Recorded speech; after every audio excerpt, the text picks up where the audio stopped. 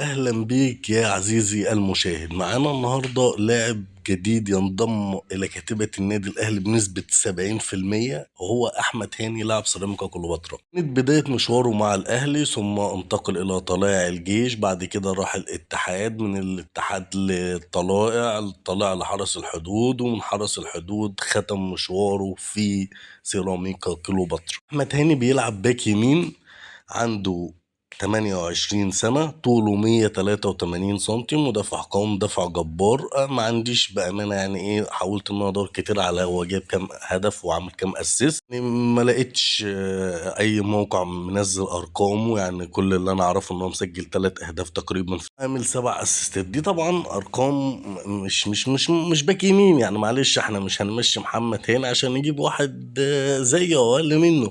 وزائد ان انا معترض جدا ان هو سنه كبير، يعني 28 سنه. مش هيديك كام سنه؟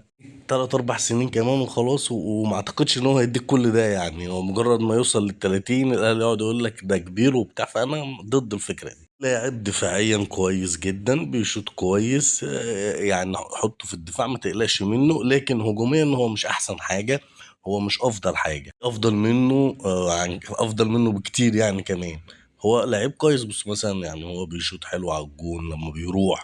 هتلاقي ملوش عرضيات كتير، لان هو مش من نوعية الباكات اليمين اللي بيعرض بشكل كبير. هو بيشوط اكتر من ما هو بيعرض. وبرضه نفس القصة، برضه عدد الاشواط بتاعته مش هي. بس هو عنده مشكلة كبيرة جدا جدا جدا، انا خدت بالي منها. يعني ان موقع 360 سكور يقول لك ان معدل الانذارات بتاعته ان كل ماتشين بياخد انذار. انت متخيل الرقم؟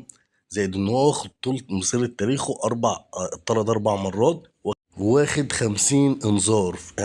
ارقام كبيرة بالنسبة للباك يمين، يعني لا، رقم كبير جدا كمان.